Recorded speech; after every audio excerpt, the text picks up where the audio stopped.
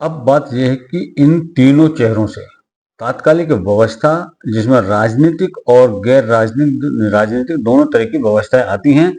राजनीतिक और गैर राजनीतिक और साधु प्रज्ञा के अनुसार वो कांग्रेस थी और कांग्रेस यही चाहती थी। तो सवाल उठता है कि कांग्रेस क्या इन तीनों चेहरों से डरती थी?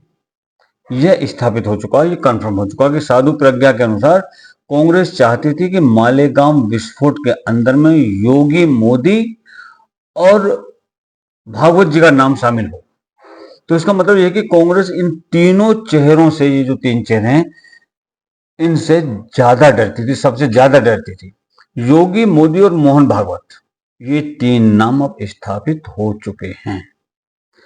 क्या कांग्रेस को लगता है कि ये तीनों चेहरे, मोदी, योगी और भागवत, राष्ट्रीय स्वयंसेवक संघ, भाजपा और विचार परिवार, मतलब राष्ट्रीय स्वयंसेवक संघ का जो विचारों के, जिनका विचार संघ से मिलता है, ये उस परिवार के सबसे मूल्यवान चेहरे हैं?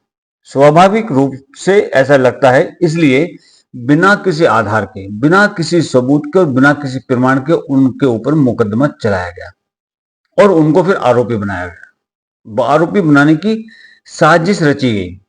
संघ में वैसे तो हजारों नेता हैं, हजारों कार्यकर्ता हैं, भाजपा का एक पूरा संगठित संगठन है। साधु प्रज्ञा के अनुसार किसी पर कोई दबाव नहीं था, सिर्फ योगी, मोदी और भागवत पर दबाव डाला गया। ये एक बड़ी बात है। हमें ये समझना होगा, कांग्रेस चाहती है कि इन तीनों को, अगर राजनीतिक मुद्दों की बात करें, तो योगी और मोदी को इस आपराधिक मामले में शामिल करके उनके राजनीतिक करियर को दिखाया जाए। और अब जब इसको दिखाया जाएगा तो हमें मतलब कांग्रेस को इस पर रोक लगाने का एक मौका मिलेगा। हालांकि ऐसा सोचने वालों की सोच गलत है। साध्वी प्रज्ञा को तो यह मौका नहीं दिया गया। साधु प्रज्ञा नाम के संगठन ने उनको आरोपित बनाया, साधु प्रज्ञा को। लेकिन भोपाल की जनता ने उन्हें सांसद बनाकर भेजा और फिर अदालत ने उनको बरी कर दिया। तो अगर योगी और मोदी को इस मामले में शामिल किया जाता तो क्या वे अपने राजनीतिक जीवन पर रोक लगा पाते? ये संभावना जो है, ये भी बिल्कुल जीरो है। हाँ, आप समय की धारा को कुछ समय के लिए रोक सकते हैं, प्रभावित कर सकते हैं, इफेक्टिव कर सकते हैं, लेकिन राजनीतिक जीवन को नहीं कर सकते। इस देश में इसके उदाहरण मौजूद हैं और अगर आप ऐसा करते हैं तो इसका देश पर नकारात्मक प्रभाव पड़ता है, पड़ेगा। जरा सोचिए, क्या मोदी, योगी और भागवत, इनको मालेगांव विस्फोट में फंसाना इतना आसान था? नहीं। पूरे देश पर इसका बड़ा असर पड़ता है और वो असर एक बूमरैंग की तरह हो सकता था। ये पलटवार हो सकता था, देश में व्यापक जन आक्रोश फैल सकता था, पूरे देश में आग लग सकती थी और ये जन आक्रोश कांग्रेस और उसकी पूरी व्यवस्था पर भारी पड़ता, जो योगी और मोदी को और भागवत को मालेगांव विस्फोट में फंसाने की कोशिश कर रही थी उनके ऊपर।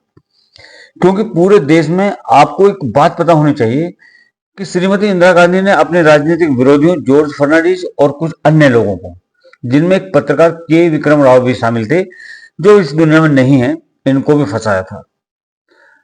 उनका नाम भी लिया गया था। वो एक डायनामाइट के जाल में फंस गई थी इंदिरा जी।